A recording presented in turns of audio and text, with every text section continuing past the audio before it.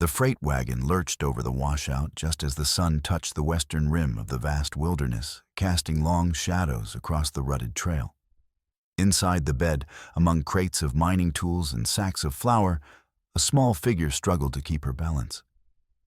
Maud Crowley, 7 years old, and weighing no more than a sack of grain herself, clung to the sideboard with fingers that had long since stopped feeling the splinters. The wagon hit another rut. This time the jolt was too much. Maud's grip failed, and she tumbled backward, her thin body striking the hard-packed earth with a sound like a dropped sack. Dust exploded around her, filling her mouth and eyes. She coughed, rolled onto her side, and tried to stand, but her ankle twisted beneath her, and she fell again. "Uncle Vernon." Her voice was small, swallowed by the vastness of the arid landscape. The wagon kept rolling. Through the settling dust, Maud could see the back of her uncle's head, the battered felt hat he never removed the hunch of his shoulders as he worked the reins. He had to have felt the weight shift. He had to know she was gone. Vernon Crowley turned his head. For one moment their eyes met across the growing distance. Maud saw no concern there, no alarm, only an icy calculation, as if he were weighing the value of stopping against the cost of lost time. Then he flicked his whip at the mules, and the wagon lurched forward with renewed speed. "Uncle Vernon, please."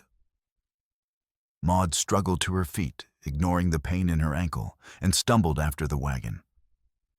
But it was pulling away faster now, the iron-shod wheels grinding over stone and hard clay, carrying everything she owned in the world, which amounted to nothing but the threadbare dress on her back and a faded cloth hat that had once belonged to her dead mother.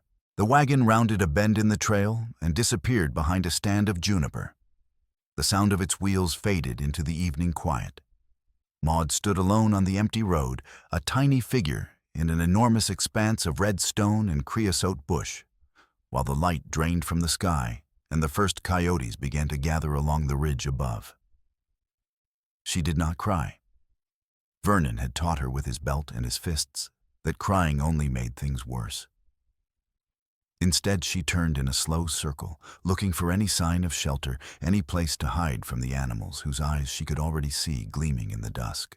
That was when she saw the rider. He sat motionless on a paint horse atop a rocky rise perhaps 200 yards distant, silhouetted against the dying light. The shape of him was all wrong for a white man, no hat brim, no bulk of a coat. Instead, she saw long hair tied back, a rifle held upright, and the distinctive lines of Apache clothing she had been taught to fear since the day she arrived in this territory. For a long moment, neither of them moved.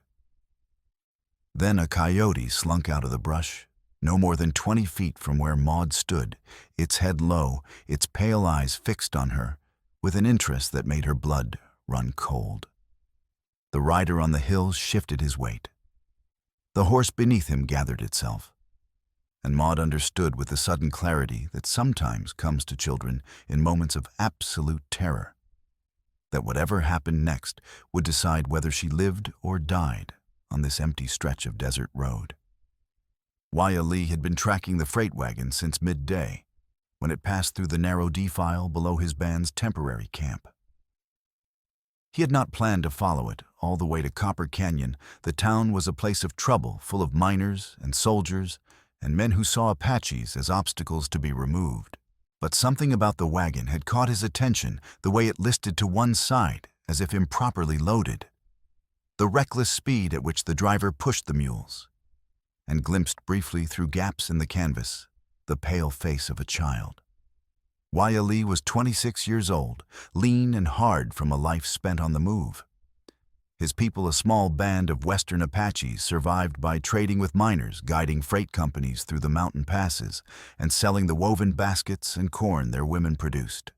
It was a precarious existence, balanced on the edge of tolerance from the white settlements, and the ever-present threat of the U.S. Army, which wanted all Apaches penned on distant reservations where the land was poor and the rations were worse. 3 years earlier, Wyatt Lee's younger brother had been shot by an army patrol that claimed he had been stealing horses. The boy had been unarmed, carrying only a fishing net and a basket of trout from the creek. The soldiers said it was a mistake, that in the fading light they had mistaken him for someone else. No one was punished. The memory of his brother's blood soaking into the sandy bank left Wai-Ali with a permanent wariness of anything that wore a blue coat or spoke with the confidence of the law.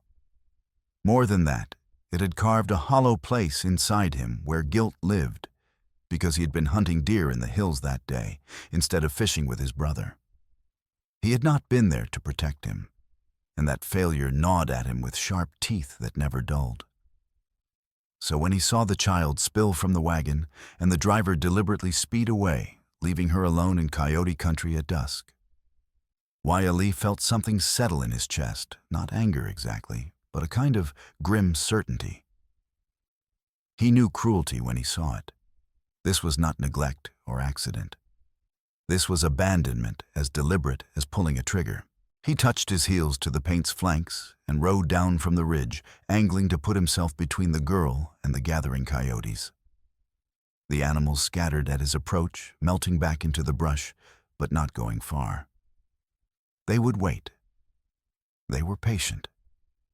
Maud watched him come with eyes so wide, he could see the whites even in the failing light. She did not run, there was nowhere to run. But she pressed herself small, as if trying to disappear into the ground itself. Wai-Ali reined in a few paces away and spoke in English, his accent careful but clear. "You are hurt." The question seemed to surprise her.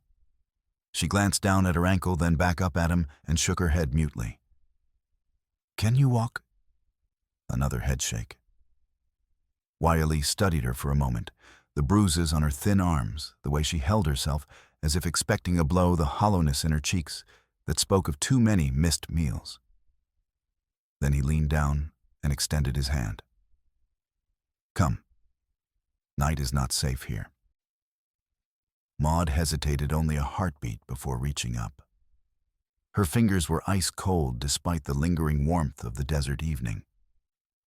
Wai-Ali pulled her up in front of him, settling her on the saddle with his arm around her waist to keep her steady, and turned the paint away from the road, heading into the broken country where the band kept their hidden camp. Behind them, the coyotes returned to the road and sniffed at the place where she had fallen. Finding nothing of interest, they trotted away into the gathering dark, and their voices rising in a chorus that made Maud press closer to Wai-Ali's chest. He said nothing, only tightened his grip slightly enough to tell her she was safe, and kept the horse moving at a steady walk through the cooling desert. The camp lay in a shallow bowl of sandstone and juniper, sheltered from the wind and invisible from the main trails. A dozen wickiups, low dome-shaped shelters of bent willow and canvas clustered around a central fire pit, where the coals still glowed from the evening meal. Women moved quietly between the shelters, their long skirts sweeping the dust, while children played a silent game with pebbles at the edge of the firelight. When Wai-Ali rode in with the white child, the camp fell still. Conversations died mid-sentence. Hands paused in their work.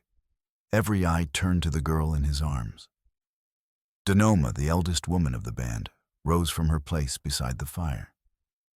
She was perhaps 60, her face a map of sun and hardship, her silver-threaded hair bound back with a strip of red cloth. She approached the horse slowly, studying Maud with the same careful attention she might give to a plant whose properties she did not yet know. "Where did you find her?" Denoma's voice was soft, but it carried the weight of wisdom earned over decades. "On the Copper Canyon Road, a man threw her from his wagon and left her." Denoma's expression did not change, but something flickered in her dark eyes. She reached up and gently lifted Maud's chin, turning her face to catch the firelight. The bruises on the child's cheek stood out livid and fresh. "What man?" "I do not know his name." But he saw her fall and chose to drive away. A murmur ran through the gathered women. One of them, a young mother named Easy, came forward and took Maud from Wai-Ali's arms, with practiced ease settling the child on her hip as naturally as if she were carrying her own daughter.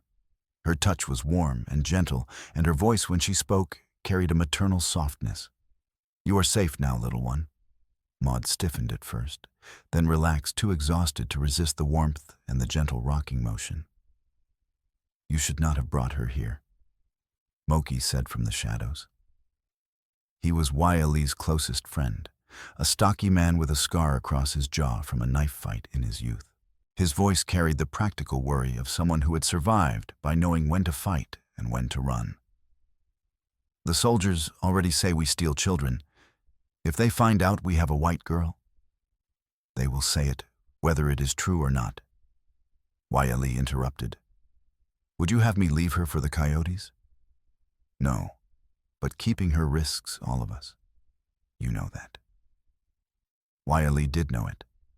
The presence of a white child in an Apache camp was a match held to dry tinder. It did not matter that he had saved her life. It would only matter that she was here. But that was a problem for tomorrow.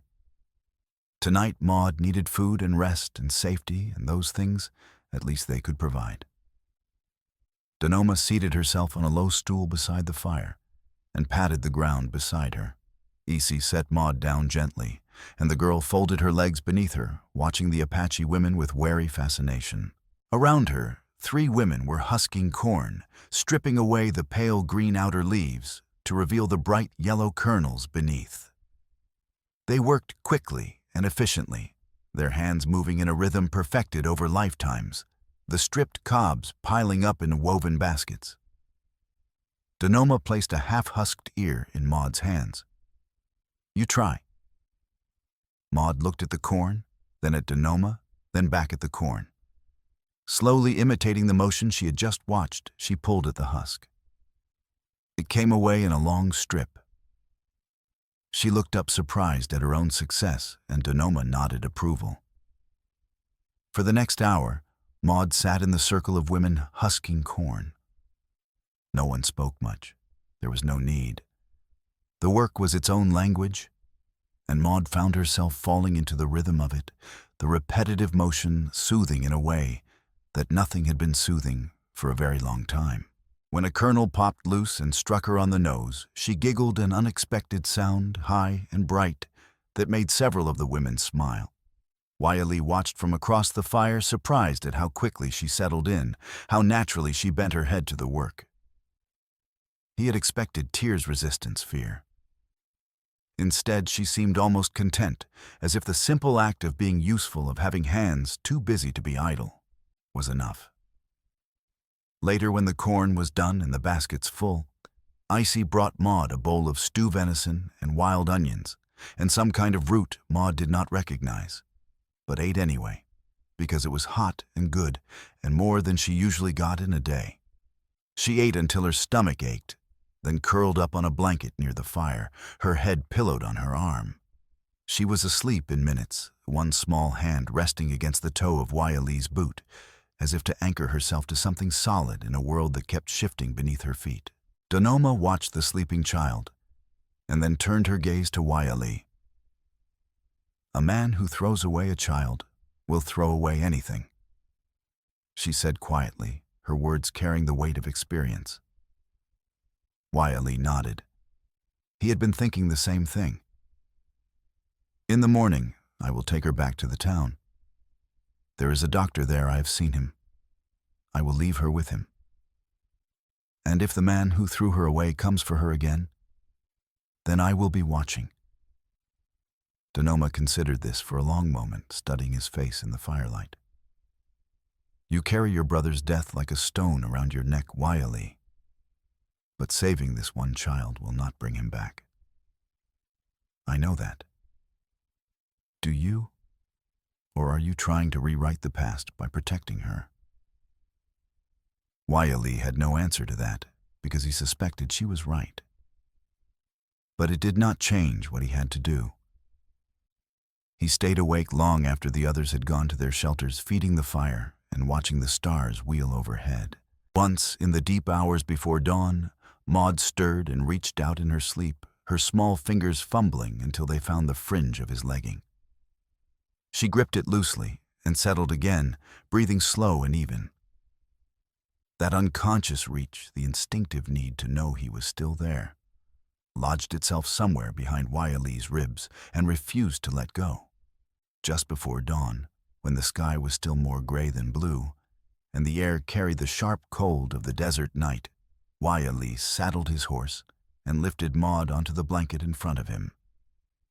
She was wrapped in one of Icy's shawls, only her eyes visible above the folds of woven wool. She did not ask where they were going. Vernon had trained her well not to ask questions. Wiley rode wide around Copper Canyon, approaching from the east where the land dropped into a dry creek bed choked with willows.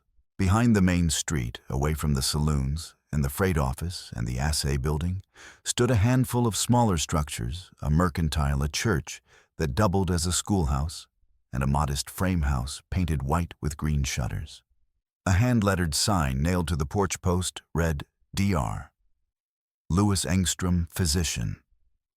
Wiley tied his horse in the willows and approached the house on foot, carrying Maud against his hip. The back door faced the creek. He tapped on it lightly with the barrel of his Hawken rifle, a percussion cap model common enough in these years, and waited in the shadows. A minute passed. Then the door opened a crack and lamplight spilled out into the pre-dawn gloom. Dr. Louis Engstrom peered out, blinking sleep from his eyes, and froze when he saw the Apache warrior standing on his back step with a white child in his arms.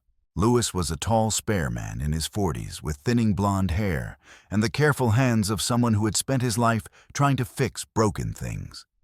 He had come to the territory from Sweden by way of Pennsylvania, fleeing debts and a failed marriage, and found that the West asked fewer questions about a man's past if he could set a bone or stitch a wound without killing the patient. He kept his practice quiet and his opinions quieter, which was how he survived in a town like Copper Canyon. But he also kept a small leather journal hidden in his medical bag, and in it he had been recording suspicions about Vernon Crowley for the better part of a year.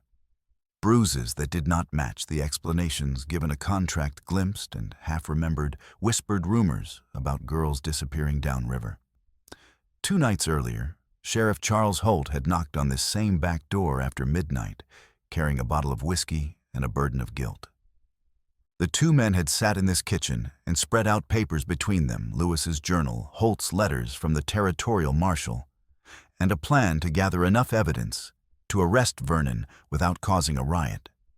They had agreed to move slowly, carefully building a case that would stand up in court. They had shaken hands on it, 2 careful men trying to do the right thing without getting killed. Now, looking at the Apache with the child in his arms, Louis understood that their careful plan had just been thrown out the window. For a long moment, doctor and warrior simply stared at each other.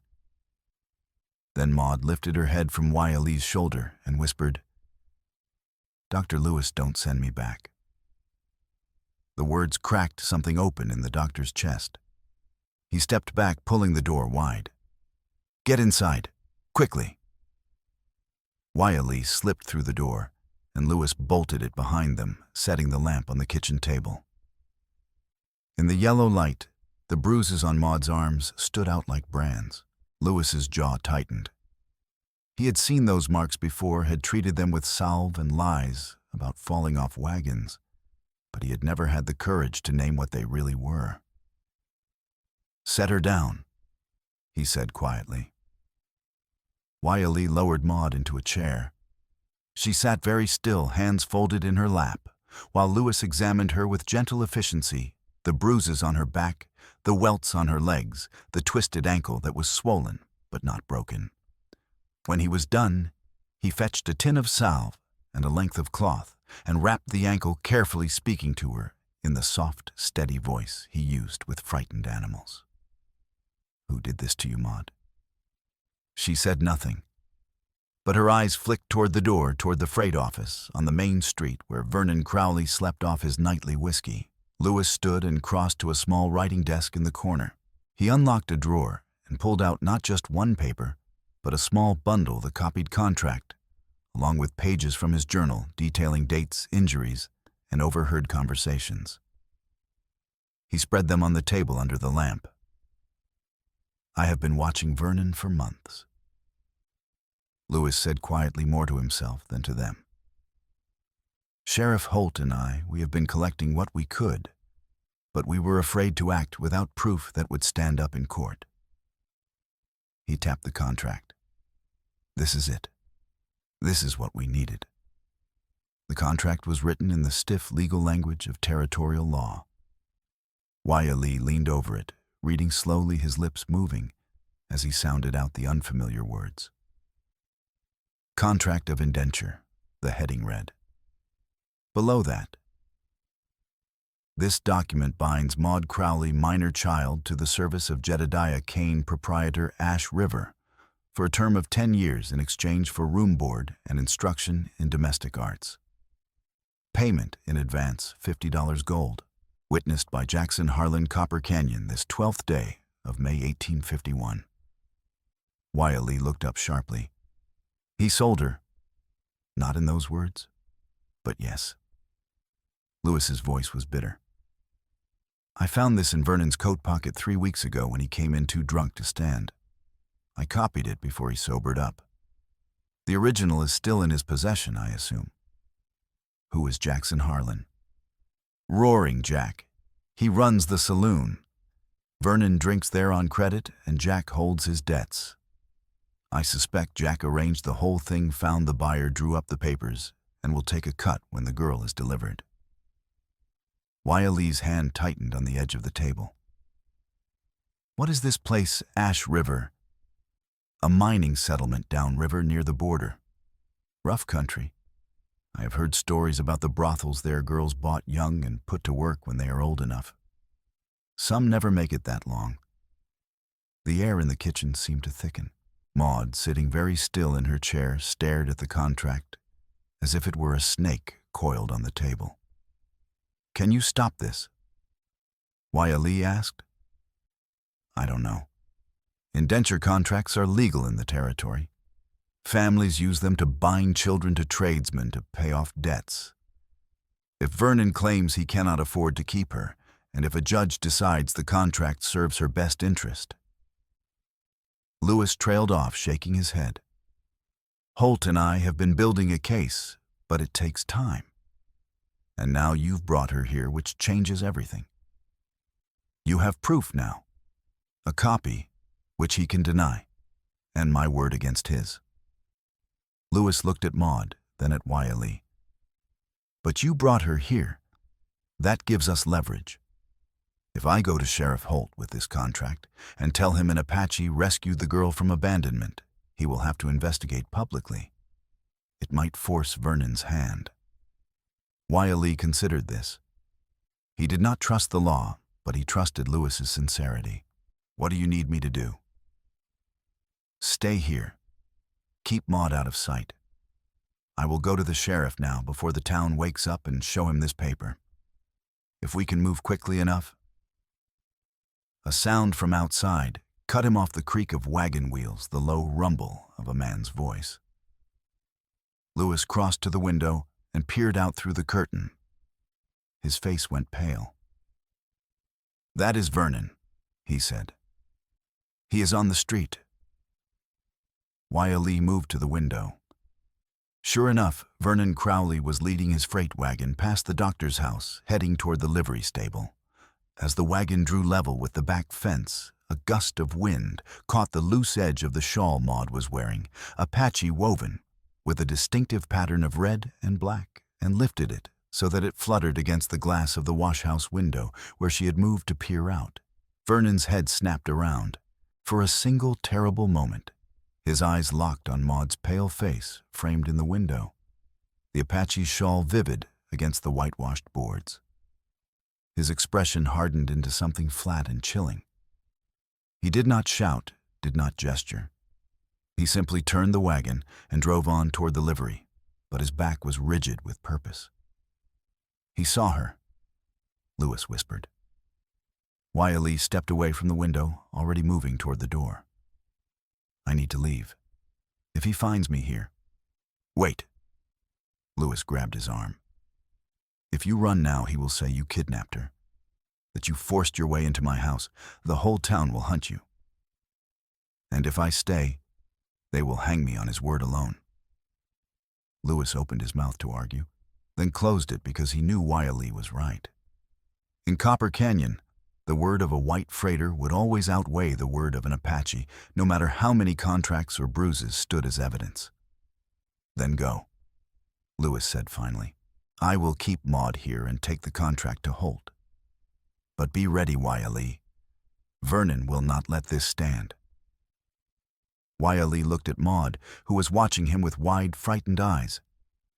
He crouched down so they were at the same height and spoke in a low, steady voice. "You stay with the doctor. He is a good man. He will keep you safe. What if Uncle Vernon comes?"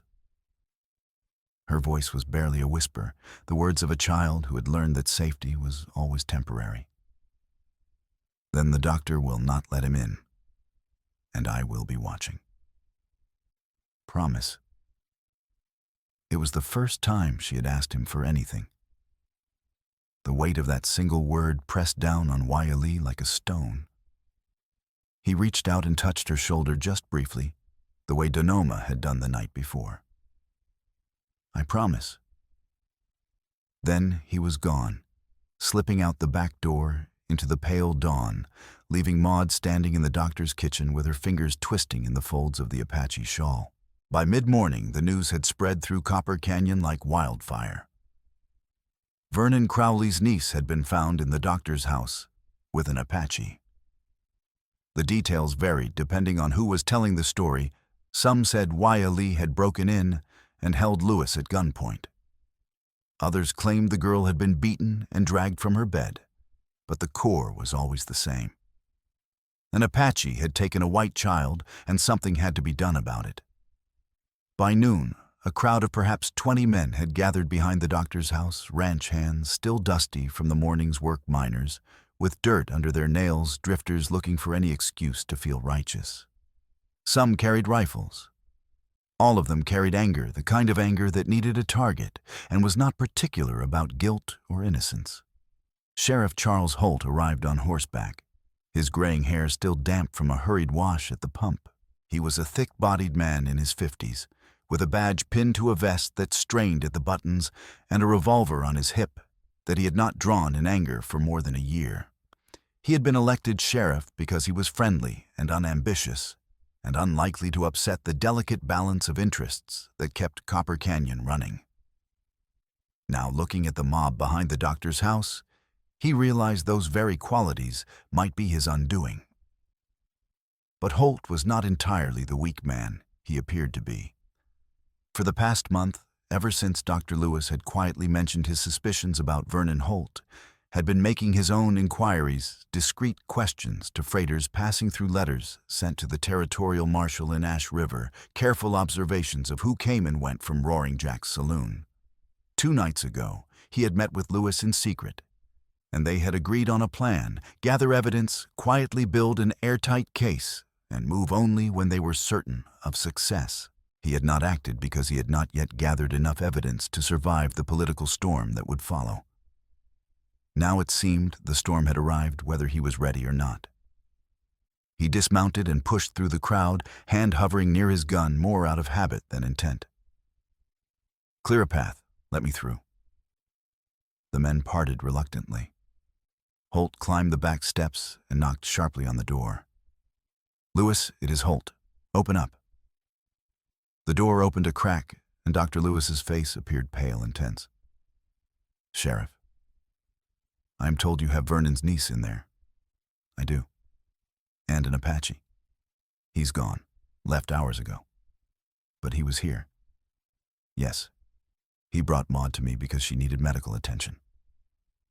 A murmur ran through the crowd. Holt raised a hand without turning around. "Everyone keep quiet. Lewis, I need to see the girl." Lewis hesitated, then opened the door wider. Holt stepped inside, and the door closed behind him, shutting out the crowd and the noise. Inside the kitchen was dim and cool. Maud sat at the table, hands wrapped around a tin cup of coffee that had long since gone cold. She looked up when Holt entered, and he saw the bruises, the swollen ankle, the way she held herself as if ready to bolt or hide. On the table between them lay the contract unfolded and damning. Holt picked it up and read it slowly, his expression unreadable. When he finished, he set it down and looked at Lewis. "This is what we talked about the other night." "Yes. And now we have a witness, Maud herself, and the Apache who rescued her, who the town will lynch the moment he shows his face. Then we need to move fast. Arrest Vernon now before this gets worse." Holt turned his attention to Maud. He crouched down so he was at her level, trying to soften the weight of his authority. "Maud, I need you to tell me what happened. Did the Apache hurt you?" She shook her head. "Did he force you to go with him?" Another shake. "Then how did you end up with him?" Maud's eyes darted to the window, where she could see the crowd gathered outside. She knew what they wanted to hear, and she knew what would happen if she said the wrong thing. "I fell from the wagon," she whispered. "And your uncle did not stop." A long pause. Then, barely audible, "He didn't see me." It was a lie, and everyone in the room knew it. But it was the lie that kept her safe from the belt and the fists, the lie she had been trained to tell. And Holt could see in her eyes that no amount of gentle questioning would shake it loose. He straightened, feeling the weight of his years and his failures pressing down on his shoulders. He looked at the contract again, then at Lewis. "I have letters from the territorial marshal confirming that Jedediah Kane runs a brothel, not a boarding house. Between that and this contract, I have enough to question Vernon. But I cannot arrest him with a mob outside baying for Apache blood. Not yet. Then when? Tonight, after the town settles. I will go to Vernon, quietly show him what I have, and give him a choice: come with me peacefully, or I make it public." Holt's jaw tightened. "But first I need to defuse this situation." He walked to the door and paused with his hand on the latch. "I am taking Maud back to her legal guardian for now. It is the only way to calm the crowd. But I swear to you, Lewis, I will not let Vernon take her out of town. I will be watching." "You had better be." Holt opened the door and stepped out into the sunlight, Maud in his arms. She was so light he could barely feel her weight, and that more than anything made his chest ache with something that might have been shame. The crowd pressed closer, voices rising in a mix of triumph and anger. "Did the Apache hurt her?" someone shouted. "No," Holt said firmly. "She is fine. Now clear out, all of you. There is nothing more to see." But before he could push through to his horse, Vernon Crowley appeared at the edge of the crowd. He was a stocky man with graying stubble and eyes like chips of flint. He walked straight up to Holt and held out his arms. "Give her here, Sheriff. That is my niece." Holt hesitated. Maud had gone rigid in his arms, her face turned away from Vernon. "Sheriff," Vernon said again, louder now, for the benefit of the crowd. "I have been looking for her all morning. That Apache snatched her off the road last night, and it is only by the grace of Providence that Dr. Lewis found her before something worse happened." "That is not what the doctor says." "Then the doctor is a liar, or he has been fooled." Vernon's voice was smooth, practiced. "Are you going to take the word of an Apache over mine?" It was the question Holt had been dreading, because he knew the answer the crowd wanted to hear. He looked down at Maud, saw the fear in her eyes, and made his choice. He handed her over, but not before whispering in her ear so softly only she could hear, "I will come for you tonight. Be ready." Vernon took her roughly, his fingers digging into her arm hard enough to leave new bruises. "Come on, girl. We're going home." From the back of the crowd, someone called out, What about the Apache? Holt turned and found Wiley standing at the edge of the willows, his horse behind him, rifle held loosely in one hand. He must have been there the whole time, waiting to see what the law would do. The crowd saw him at the same moment.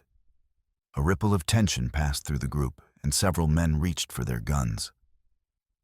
"Don't," Holt snapped. He walked toward Wiley, slowly, hands away from his weapon. When he was close enough to speak without shouting, he said, "You need to leave, now." Wiley's eyes were fixed on Maud, who was struggling weakly in Vernon's grip. "He will hurt her. I know, and I will stop him. But not like this, not with a mob ready to hang you." Holt lowered his voice even further. "I am going to arrest Vernon tonight. I need you to trust me." "I do not trust the law." "Then trust that I owe you a debt. You saved that girl.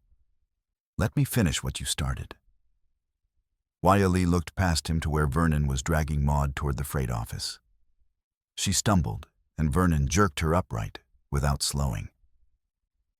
"If he takes her out of town," Wiley said quietly, "I will come for her, and I will not stop to ask permission." "Fair enough." For a long moment, Wiley said nothing. Then he swung into the saddle, turned his horse, and rode away into the broken country beyond the creek. The crowd watched him go, muttering and dissatisfied. And Holt stood with his back to them, feeling the weight of every promise he had just made, pressing down like a hand on his neck. Behind him, Vernon Crowley dragged Maud into the freight office and slammed the door. That night, 2 hours after sunset, Sheriff Holt walked to Vernon's freight office with a lantern in one hand and a warrant in the other. Dr. Lewis followed at a distance, carrying his medical bag and a revolver he hoped he would not have to use. The office was dark and the windows shuttered. Holt knocked once, then pushed the door open without waiting for an answer. Inside, Vernon sat at a scarred wooden desk, a bottle of whiskey at his elbow, and a revolver within easy reach. Maud was nowhere to be seen. "Where's the girl?" Holt asked. Vernon did not look up.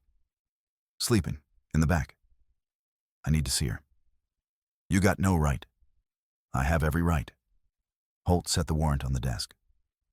"You are under arrest, Vernon. You sold a child into prostitution. I have letters from the territorial marshal, testimony from Dr. Lewis, and that contract you signed with Jedediah Kane." Vernon's hand inched toward the revolver. "That contract is legal. Kane runs a brothel. You sold a child to a brothel. That is not legal no matter how you dress it up. Prove it." "I just did." Holt's voice was hard now. "You can come with me quietly, or I can drag you out in front of the whole town. Your choice." For a moment, Vernon sat very still, his hand hovering over the gun. Then he lunged for it, his fingers closing around the grip. Dr. Lewis, standing in the doorway, fired first. The shot caught Vernon in the shoulder, spinning him around and sending the gun clattering across the floor. Vernon collapsed against the desk, clutching his shoulder and cursing. Holt moved quickly, kicking the gun away and snapping iron cuffs around Vernon's wrists.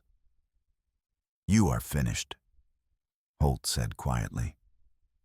But Vernon Crowley was not finished, at least not yet. That same night, while Holt was locking him in the town jail, Roaring Jack got word of the arrest.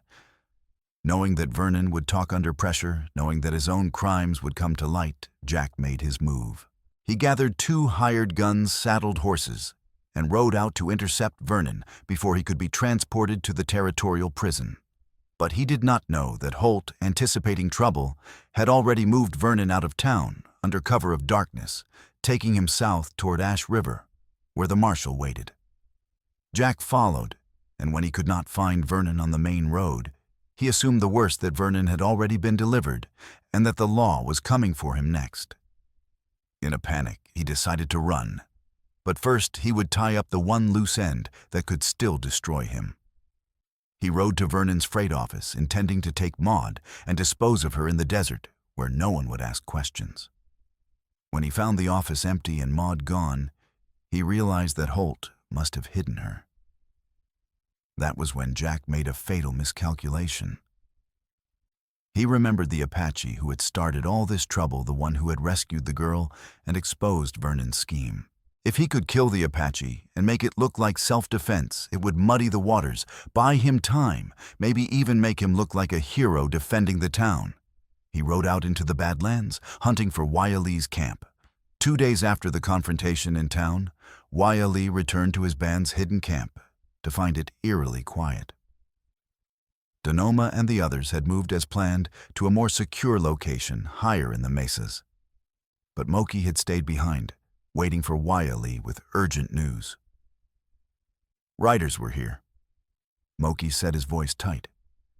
3 men heavily armed. They were asking about you, about the white girl. Who were they? One of them was the man from the saloon, the big one with the scar. The one they call Roaring Jack. Wyalee felt something cold settle in his chest. When? Yesterday. I told them nothing, but they said they would be back. Moki's eyes were dark with worry. Wyalee, they are hunting you. And if they find the band, they won't. I will lead them away. You cannot fight 3 armed men alone. I will not have to fight them. I will lose them in the canyons.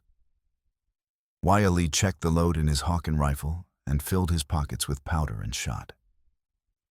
Take the others to the high camp. I will find you when this is over. Moki opened his mouth to argue, then closed it.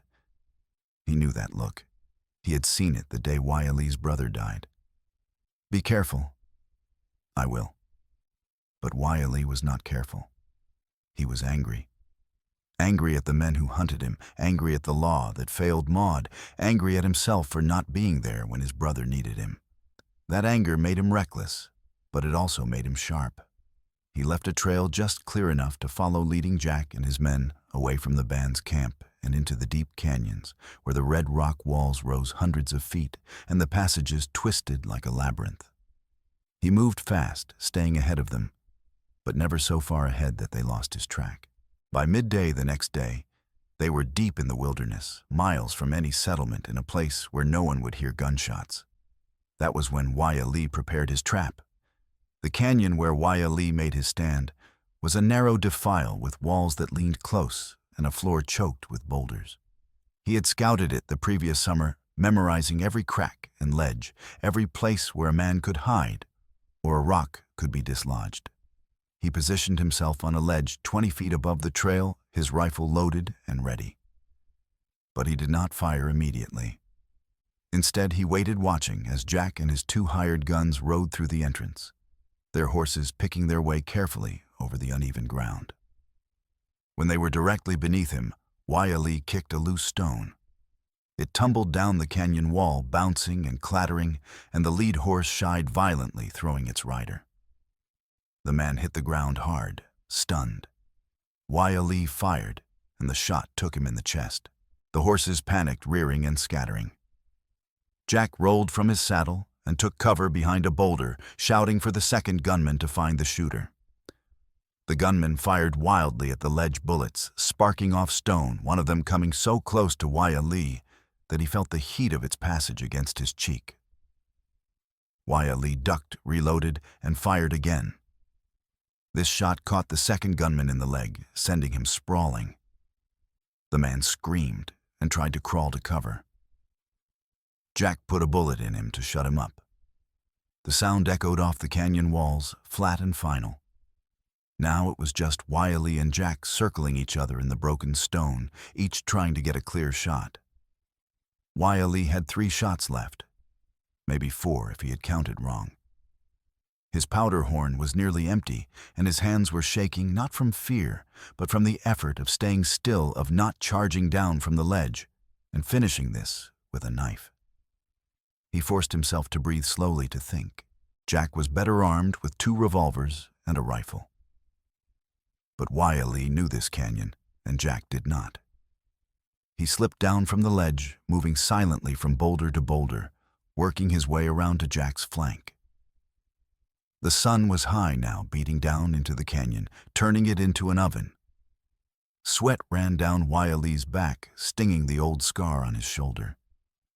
He was 10 feet from Jack, hidden behind a rock when he saw it. Hanging from Jack's belt, tied with a strip of leather, was a small woven pouch. It was Apache made the pattern unmistakable, a geometric design in red and black, the kind a child might make when learning to weave. Wiley's breath caught. He knew that pouch. He had watched his brother make it painstakingly, threading the colored fibers, his tongue sticking out in concentration. The boy had been so proud of it, had worn it everywhere. And now it hung from the belt of the man crouched behind the boulder, a trophy taken from the child he had killed. The rage that flooded through Wiley was white-hot and blinding. For 3 years he had not known for certain who had killed his brother. The army had claimed it was a mistake, a case of mistaken identity in failing light. But now he knew. The pouch was proof, silent, damning, undeniable. Jack had killed his brother. Jack had taken the pouch as a souvenir. And Jack was here now within reach. Wiley did not think. He simply moved. He vaulted over the boulder, closing the distance in 3 strides, and slammed into Jack before the man could turn. They went down in a tangle of limbs, grappling for control. Jack's revolver went off the shot wild, and then Wiley had his knife out and was driving it toward Jack's throat. Jack caught his wrist, straining his face red and his eyes bulging. They rolled, fought for leverage, each trying to overpower the other. Then Jack's knee came up, slamming into Wiley's side just below the ribs. The blow knocked the wind out of him, and he felt something tear inside, a sharp, searing pain that made his vision swim. Jack shoved him off and scrambled backward, reaching for his fallen revolver. Wiley forced himself upright, one hand pressed to his side, and raised his rifle. His hands were shaking now, and the world tilted dangerously, but he steadied himself and took aim. Jack's fingers closed around the revolver. Wiley fired. The shot took Jack high in the chest, spinning him around. He staggered, dropped the gun, and fell to his knees. You Apache?" Jack gasped, blood bubbling at his lips. "You think you're better than us?" Wiley walked forward, his rifle leveled, and looked down at the dying man. "No," he said quietly, "but I am better than you." Jack's eyes widened, then went blank. He toppled sideways and lay still. Wiley stood over him, breathing hard, his sides screaming with pain. He reached down and untied the woven pouch from Jack's belt, holding it in his hand. The leather was stained and worn, but the pattern was still clear. He closed his fingers around it and felt something inside him break open. Not healing exactly, but a kind of terrible release, as if a wound that had festered for 3 years had finally been lanced.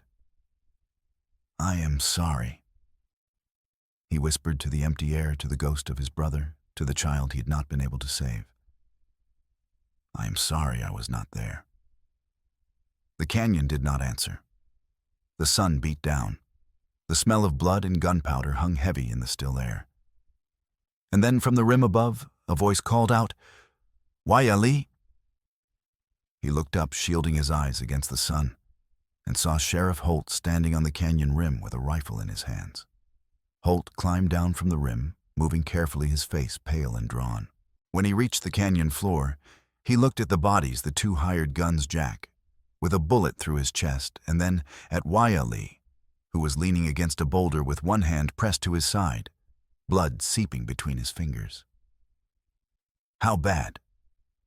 Holt asked. "Bad enough." Wiley's voice was a rasp. The pain in his side had settled into a dull grinding ache that made it hard to breathe.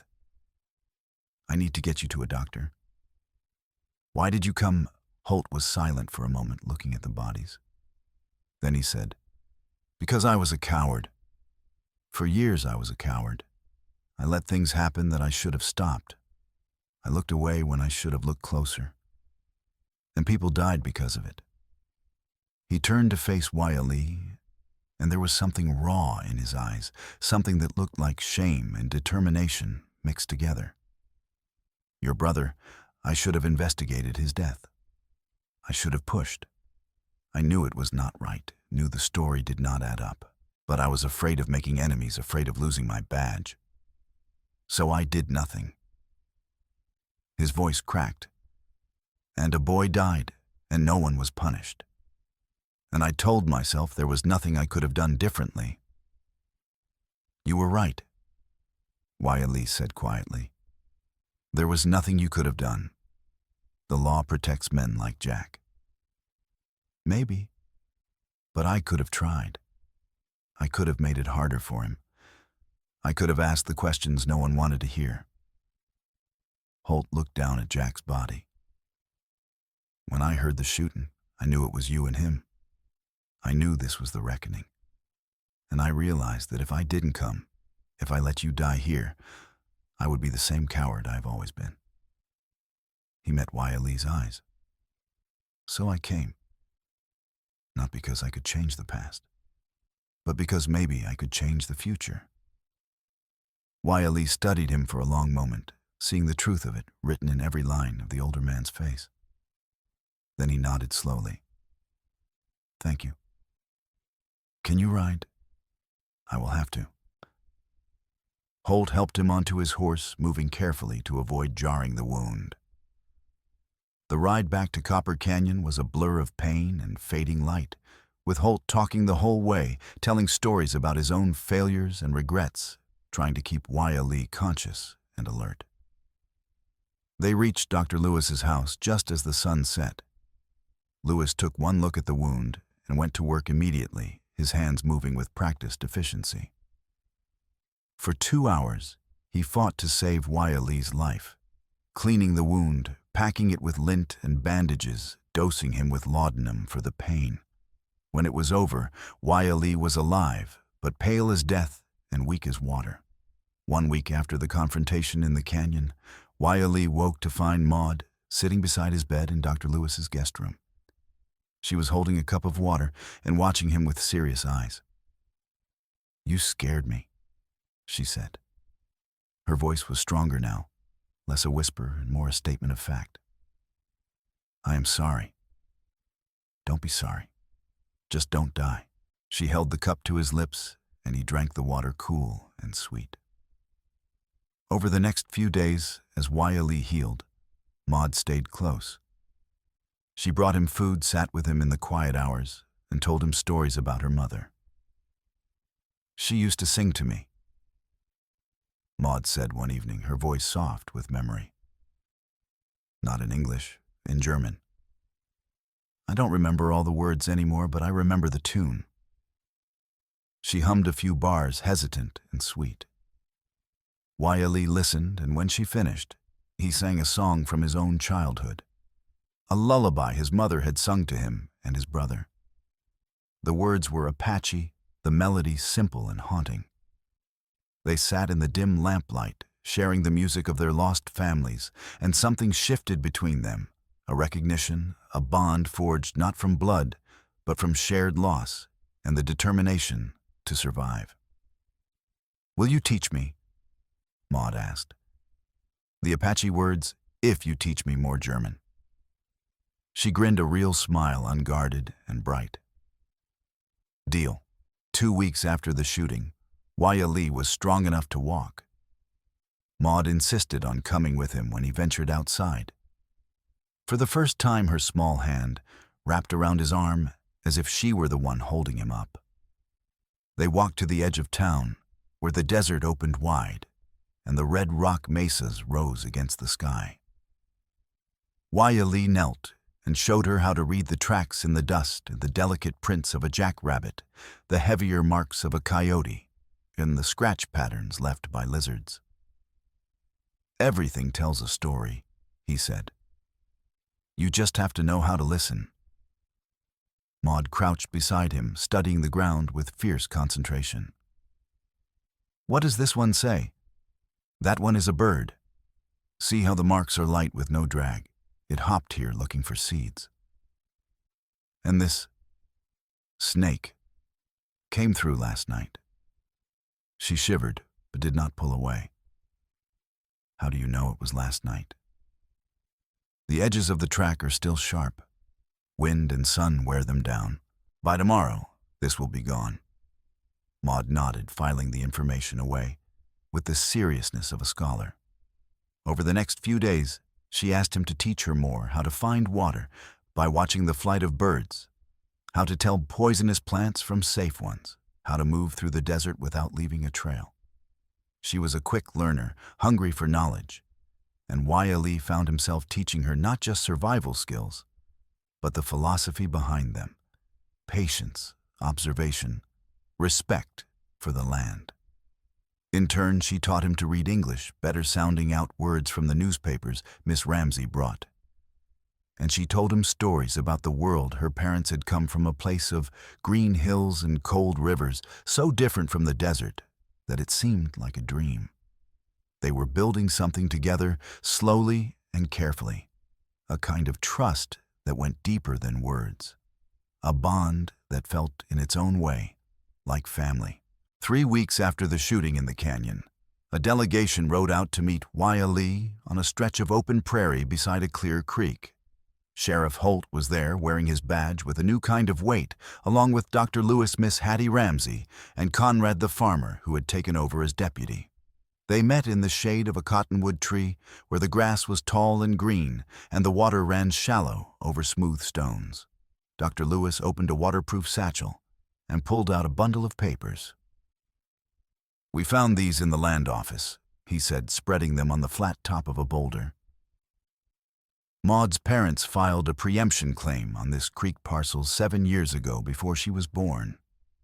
It gave them the right to settle and farm here. They never exercised the claim because they both died of cholera on the trail. Vernon hid the paperwork because he planned to seize the land once Maud was out of the way. Lee looked at the papers, then at the land around them. It was good land-water grass sheltered from the wind, a place where a person could build a life. With Vernon in prison awaiting trial, the claim passes to Maud. Dr. Lewis continued. She is the legal heir, but she is 7 years old. She cannot hold title alone. The law requires a guardian to manage the property until she comes of age. Miss Hattie stepped forward. She was a tall woman with steady eyes and a spine made of steel. "I have agreed to serve as her trustee. I own property in town, and I am a respectable widow. The law will accept me. But I want to be clear about something." She looked at Lee. "This land is Maud's, not mine, not the town's, hers. And if she wants to invite your people to plant here, to water stock here, to camp here, that is her right. As long as she is alive, this land is a sanctuary. Do you understand?" Lee understood. It was not a perfect solution. It would not erase the years of injustice or bring back the dead, but it was a chance for Maud, for his band, for a future that looked different from the past. He looked down at Maud, who was watching him with wide, serious eyes. "What do you think? Will you stay close?" she asked. "Yes." "Then I think it is good." Conrad produced a pen and a bottle of ink, and Miss Hattie signed the necessary papers witnessed by Dr. Lewis and Holt. The trust document was carefully worded to recognize Maud's right to grant access to allied families, without explicitly naming the Apaches, a legal fiction that gave everyone enough cover to make it work. When the papers were signed and sealed, Holt handed the copies to Lee. Then he reached into his coat and pulled out a small object wrapped in cloth.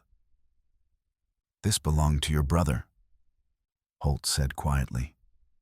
"I took it from Jack's body. I thought you would want it back." It was the woven pouch, cleaned and carefully folded. Lee took it, his throat tight, and slipped it into his own belt. Jack kept it as a trophy. Holt continued. " That tells me everything I need to know about what happened 3 years ago." I have written a full report for the territorial marshal stating that Jack killed your brother and took this as proof. It is in the official record now. I cannot bring your brother back, but I can make sure the truth is known." Wiley looked at the pouch and then at Holt.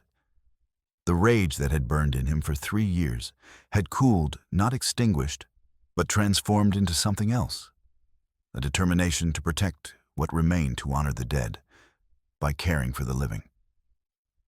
"Thank you," he said. It was not forgiveness exactly, but it was a beginning. 4 months later, in the golden light of late afternoon, Maud's Creek homestead has been transformed. A small cabin stands near the cottonwood tree, its walls chinked with clay and its roof thatched with grass. Strings of yellow corn hang drying between wooden poles, swaying gently in the breeze. The scent of juniper smoke drifts from the cooking fire, mixing with the clean smell of water and sun-warmed earth. 2 Apache grandmothers sit on low stools near the cabin, husking ears of corn into woven baskets. They work with the same steady rhythm as that first night, their beaded necklaces catching the sun and their voices low and content as they speak in their own language. Maud, wearing a faded gingham dress, kneels beside Wiley at a shallow basket piled with corn cobs. She is different now, stronger, more confident. Her face has filled out the hollows in her cheeks, replaced by the healthy roundness of a well-fed child. Her voice carries across the yard as she teases him about his German pronunciation. "You said horse water instead of creek water," she says, grinning. "That doesn't even make sense." "It makes sense if the horse is drinking from the creek." Wiley replies, his tone serious, but his eyes amused. She laughs a bright, unguarded sound that carries on the wind and passes him another ear of corn. Miss Hattie watches from the cabin doorway, a ledger tucked under one arm. She has moved out to the homestead 3 days a week to oversee Maud's education and manage the trust accounts. Dr. Lewis arrives in a small wagon loaded with medical supplies, having spent the morning riding the circuit between the town, the homestead, and the Apache camps in the hills. Essie comes out of the cabin carrying a basket of fresh bread, her warm voice calling the children in for dinner. They come running, a mix of Apache and white, playing together without thought of difference. A gust of wind kicks dust across the yard. Wiley shifts instinctively to shield Maud from it, and she does not even notice, too absorbed in selecting the best ear of corn to set aside for seed. "This one's perfect," she says, holding it up to the light. "We should plant it in the spring." "We will," Wiley agrees. "You and me and Donoma, and anyone else who wants to help." "It will be beautiful," Maud says, her voice full of certainty. "I know it will." Inside the cabin, on a wall beside the hearth, hang 2 small sketches. The first is of Sheriff Holt, drawn from memory by Miss Ramsey, his badge polished and his eyes kind. Beneath it is a second sketch drawn by Maud's careful hand, a young Apache boy holding a fishing net, smiling. She drew it from Wiley's description, and it hangs there as a reminder that some stories end, but their meaning continues. On the cabin steps that evening, as the sun sets and the first stars appear, Maud sits beside Wiley. She leans against his good side, and he drapes a blanket over her against the evening chill. "Tell me about your brother again," she says softly. And he does, because she has asked him to carry that story forward, and because she understands that grief does not disappear. It only becomes part of who you are, woven into the fabric of your life, like the colored threads in her brother's pouch. When he finishes, she is quiet for a long moment. Then she says, "I think he would be proud of you, of us." "Why do you say that?" "Because we did not let the bad things win. We are still here. We are still making things grow." She gestures toward the fields, the drying corn, the tents in the distance. "That is what he would have wanted, right? for you to keep going. Wiley looks at her, this small, fierce girl who survived when she should not have, who kept her humanity in a world that tried to strip it away. And he understands that she is teaching him as much as he is teaching her. Yes, he says quietly. That is what he would have wanted.